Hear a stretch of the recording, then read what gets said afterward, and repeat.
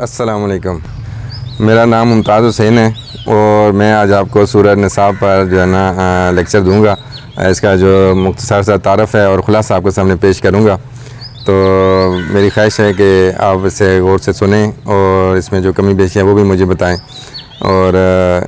اگر آپ کے دل پر جو ہے نا کوئی میری بات اثر کرے تو اس حوالے سے بھی ضرور کمنٹ دیجیے گا۔ تو آج میں سورہ نساء کا تعارف آپ کے سامنے پیش کروں گا۔ یہ سورت جو ہے نا مدنی سورت ہے، اور یہ اس کا جو نزول ہے وہ 3 شوال سے لے کر 5 شوال کے اوائل تک جو ہے نا اس کا نزول ہوا ہے، اور اس میں 176 آیات ہیں اور 34 اس میں رکوع ہیں۔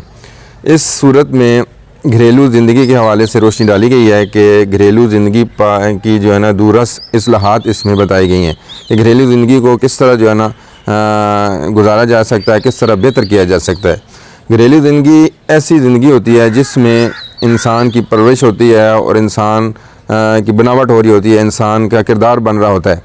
تو یہ گھریلو زندگی جو ہوتی ہے یہ انسان کی زندگی بہت اہم اہمیت رکھتی ہے، کیونکہ یہاں سے انسان ماں کی گود سے ہی بڑا ہوتا ہے، اور اس کی جس طرح کی بناوٹ ہو جائے گی وہ بڑے ہو کے ویسے ہی جو ہے نا انسان بنتا ہے۔ تو اس صورت میں بتایا گیا ہے کہ جو پہلے زمانے میں جو یتیم کا مقام تھا اس کے اوپر روشنی ڈالی گیا ہے کہ جو یتیم ہے اس کے ساتھ کیسا سلوک کیا جاتا تھا، اس کے جو حق حقوق ہیں ان پر لوگ غاضب ہو جاتے تھے، قبضہ کر لیتے تھے۔ تو اس صورت میں بتایا گیا ہے کہ یتیم کے ساتھ اچھا سلوک کرنا ہے، اس کے جو مال و دولت ہے اس کو اسی طرح اس کے حوالے کرنا ہے۔ اور پھر اس میں عورت کا جو مقام ہے اس کے حوالے سے بتایا گیا ہے کہ جو عورت ہے، پہلے زمانے میں عورت ظلم و ستم کا نشانہ بنی ہوئی تھی، اور اس کو جو ہے نا ازدواجی حقوق حاصل نہیں تھے، اور اس کے ساتھ انتہائی جو ہے نا وحشیانہ سلوک کیا جاتا تھا۔ اسلام نے پھر جو ہے نا اس صورت میں عورت کا اس کا مقام دیا ہے، اس کو جو اس کے حقوق حاصل نہیں تھے وہ اس کو حقوق دلائے ہیں۔ اس کو جو مالی حقوق حاصل نہیں تھے، جو وراثت کی تقسیم ہوتی تھی اس میں اس کا حصہ نہیں ہوتا تھا، وہ اس کو اس صورت میں جو ہے نا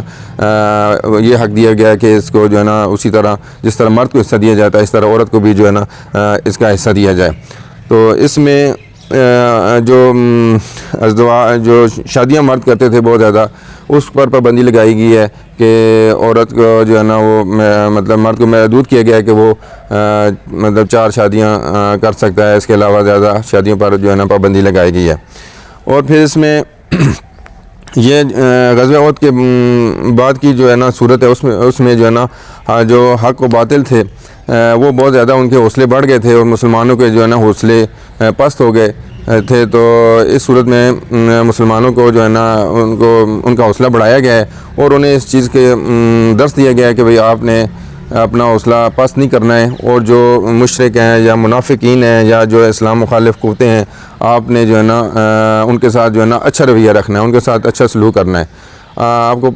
نے پورا ہی اپنے اسلام پڑھا ہے، نبی پاک صلی اللہ علیہ وسلم کی پوری زندگی جو ہے نا اس پر منحصر ہے کہ انہوں نے اپنے اخلاق سے اسلام کو پھیلایا ہے۔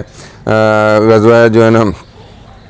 ایک موقع پر نبی پاک صلی اللہ علیہ وسلم کو جب طائف کے موقع پر دشمنوں نے اتنے زیادہ پتھر مارے کہ آپ کا جو پاؤں ہیں وہ لہو لہان ہو گئے، تو فرشتہ اس ٹائم آیا کہ بھئی مجھے اب رسول اللہ صلی اللہ علیہ وسلم آپ مجھے حکم دے تو میں اس بستی کو پلٹ دوں، لیکن آپ صلی اللہ علیہ وسلم نے اپنا جو کردار ہے، اخلاق ہے، اس کو بلند رکھا ہے، اور پھر کہا کہ نہیں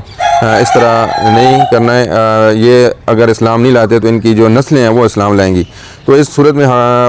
بتایا گیا کہ آپ نے اگر جو دشمن ہے اس کے ساتھ بھی آپ اگر اچھا رویہ رکھیں گے تو وہ بھی آہستہ آہستہ اسلام کی طرف راغب ہونا شروع ہو جائے گا۔ انفرادی کردار پر اس پر توجہ دی گئی ہے کہ جو لوگ مالی معاملات صحیح نہیں رکھتے ہیں اور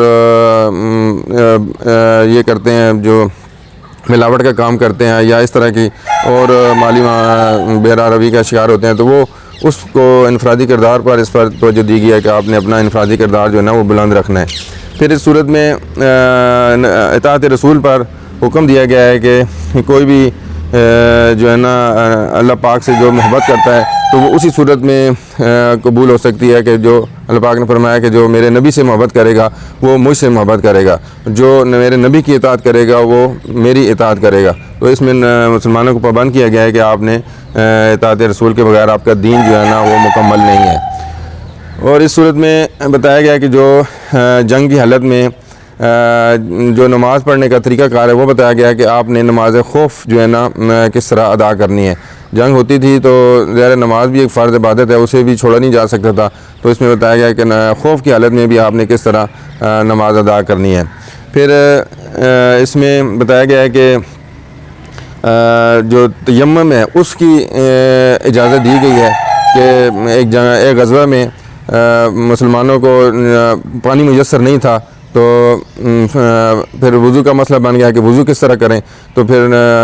اللہ تعالیٰ نے اس صورت میں ان کو تیمم کی ایک اجازت دی ہے کہ آپ جو ہے نا اگر پانی نہیں ہے, کچھ اور چیز بھی نہیں ہے, لیکن آپ نے نماز نہیں چھوڑنی ہے, اور اس کے لیے اگر آپ ناپاک ہیں تو آپ اپنے آپ کو پاکیزہ کرنے کے لیے جو ہے نا آپ تیمم کر سکتے ہیں. تو یہ چند ایک مختصر سی باتیں تھیں جو اس صورت میں بتائی گئی ہیں. اس کی اگر ڈیٹیل میں جائیں تو